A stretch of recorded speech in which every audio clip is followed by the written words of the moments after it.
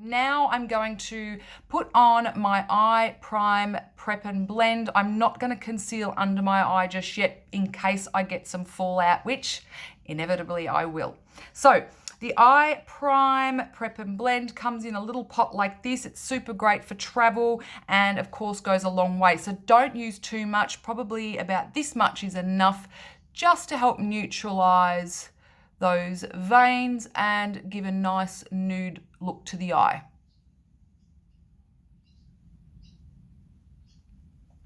Perfect.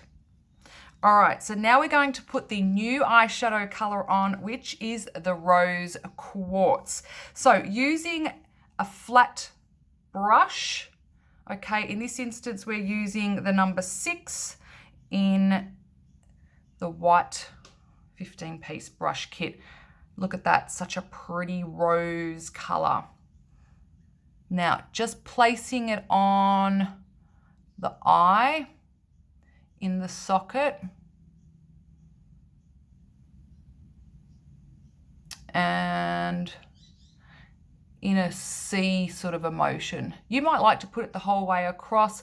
Personally, I like to leave the corner of my eye lighter just because I feel that with this particular look, it's a classic look and it just helps to give the eyes that really nice almond looking uplifted look. Blending up onto the brow bone.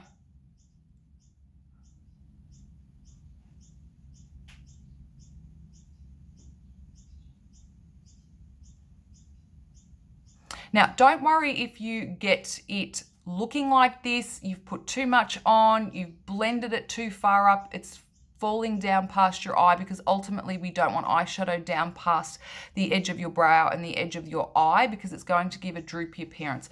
Don't worry about it. Just get the eyeshadow on so you're happy with the depth of the color, which I am.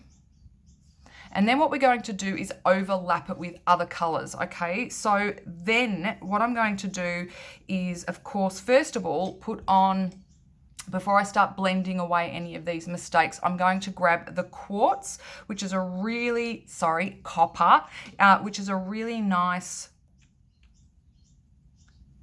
dark rusty mineral eyeshadow. So I'm just popping that onto the dome brush and I'm just putting that a little bit into the crease.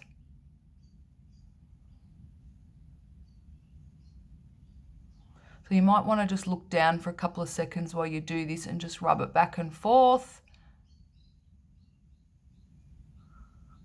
For those of you that struggle to see, grabbing the magnifying mirror in our tools section will be a really good option for you, just to see what you are doing a little bit closer up. Okay, now whenever I get my minerals, I always use the lid just to get it nice and even on the brush as well. And all I'm doing is just concentrating on getting it into that crease. Okay, so don't worry about how it's blending at the moment. I want you not to be afraid of putting eyeshadow on. You don't need to spend hours and hours doing this. I want to show you how just get it on and how you can correct it right at the very end.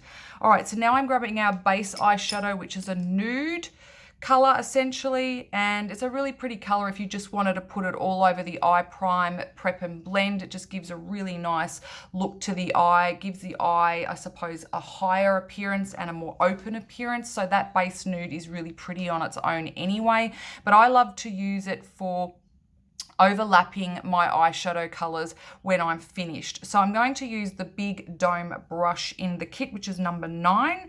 And again, I'm going to use the lid, if I can find it. Where are you? Yep, right there in front of me. And I'm going to blend that onto the eyeshadow brush. It just minimizes the fallout on the eye if you press this into the lid.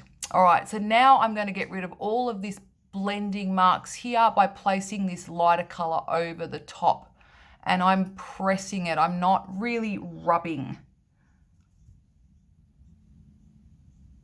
And see how that's just dissolving away or melting away the darker colors.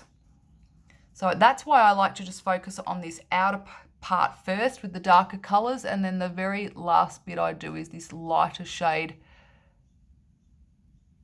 to blend away any of the mistakes. Now I'm going to use the same color under my brow bone. You could use the Invincible, which is a super pretty, natural sort of a silvery white color, or you could also use the loose mineral highlighter underneath the brow. One of those will actually help give height to the brow and of course make the eye look a little bit more open. If you do have more of a bulbous eye here, or you've got a large eye underneath the brow, then I don't recommend using anything sparkly, and this base nude would be perfect for you.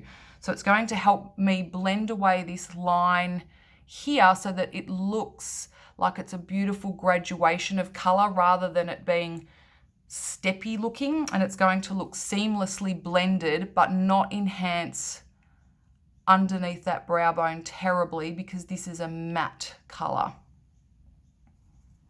So with this particular last step, when you're using your lighter shades, always have a spare brush that's clean, that's always clean, and you only use it for these lighter colors. It therefore won't create more color up to the brow. You need this one to be clean because it's almost like your corrector pen.